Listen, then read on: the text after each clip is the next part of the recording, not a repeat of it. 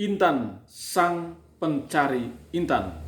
Saudara-saudara yang saya kasihi, mungkin Anda sudah membaca atau mendengarkan ya dari sosial media atau platform sosmed yang lain ya berkaitan dengan peristiwa yang terjadi di Batam yang dialami oleh Intan, seorang gadis asal Pulau Sumba, persisnya di Sumba Barat, Nusa Tenggara Timur. Intan ini ya setahun lalu setelah tamat dari salah satu sekolah menengah atas di daerahnya memutuskan untuk pergi merantau ke Batam guna mendapatkan pekerjaan. Mengapa? Karena Intan berkeinginan untuk kuliah, untuk melanjutkan ya sekolahnya ke pendidikan yang lebih tinggi. Namun apa daya, orang tuanya tidak memiliki uang untuk mengongkosi kuliahnya Intan. Karena itu Intan harus mencari uang sendiri. Dia memutuskan untuk pergi ke Batam dan bekerja sebagai asisten rumah tangga di Batam. Di sana Intan bekerja di sebuah rumah yang mana pemiliknya itu majikannya itu bernama Roslina Feng atau disapa Rosa.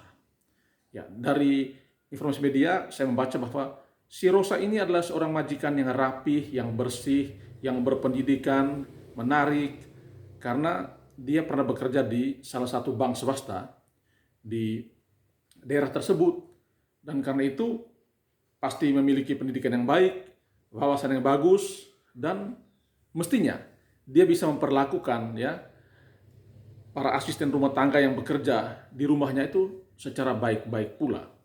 Tetapi saudara-saudara, yang dialami oleh Intan ini justru sebaliknya.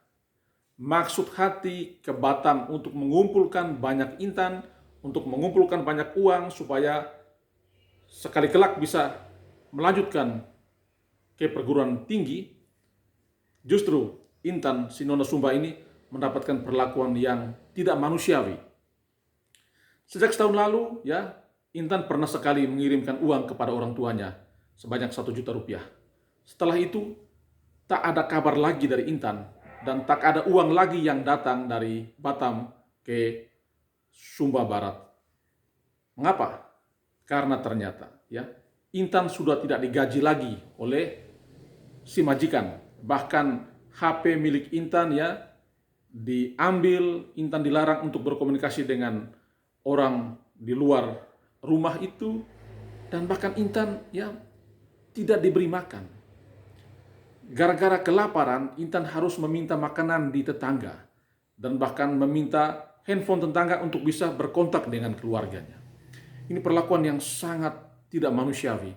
Bahkan Intan dianiaya, ya wajahnya babak belur karena dipukul oleh majikan dan juga dibantu oleh ART yang lain yang juga berasal dari NTT. Ternyata memang kita anak-anak NTT ini bukan ya bersolider atau membela sesama anak NTT, tetapi malah di tempat kerja justru ya kita memperlakukan kekerasan terhadap anak-anak dari NTT. Ini memang sangat miris. Lalu kasus ini viral dan akhirnya aparat penegak hukum ya menangkap para pelaku, dan si Rosa bersama dengan si ART itu sudah ditetapkan sebagai tersangka oleh aparat kepolisian di Batam sana. Saudara, ini memberikan pembelajaran yang banyak untuk kita. Untuk orang-orang muda, ya, untuk garis-garis kita, remaja-remaja kita, orang-orang muda kita, berpikir dan berpikir lagi kalau Anda memutuskan untuk pergi bekerja di daerah orang. Upayakan itu secara legal ya, harus ada legalitasnya. Jangan pergi melalui jalur tikus, ya terjebak oleh bujuk rayu para calo, oleh cerita-cerita menarik orang-orang lain yang mengatakan bahwa kalau bekerja di luar daerah itu mendapatkan duit yang banyak dan kita bisa membeli apa saja. Pertimbangkan baik-baik, karena kebanyakan cerita itu bohong dan itu omong kosong, saudara. Seperti apa yang dialami oleh si Intan. Yang kedua, sekarang banyak pekerjaan yang ada di depan mata kita, di daerah kita, di provinsi kita. Banyak duit yang datang ke NTT. Tidak harus kita pergi merantau, pergi mencari uang di luar NTT. Apalagi dengan cara-cara yang ilegal. Mengapa? Karena sudah banyak kasus ya, orang pergi secara ilegal, itu akan diperlakukan secara kasar diperlakukan secara tidak manusiawi oleh majikan mereka di tempat kerja karena mereka ilegal. Karena itu saudara-saudara, ya saya mengajak orang-orang muda kita berpikir lagi kalau Anda memutuskan untuk pergi merantau ke tanah orang, supaya Anda mesti memiliki bekal minimal legalitas sehingga Anda bisa bekerja dengan aman dan nyaman. Ya. Intan Sinona Sumba ini adalah refleksi panjang kita. Inilah pergumulan kita, tapi juga menjadi cermin bagi kita untuk berkaca bahwa tata kelola ya tenaga kerja kita di NTT masih memiliki banyak persoalan. Bahwa memang pemerintah perlu melakukan hal-hal yang lebih masif lagi untuk menciptakan lapangan kerja, tapi juga memastikan agar setiap pekerja asal NTT itu bisa diperlakukan secara baik di tempat kerja, di mana saja mereka bekerja.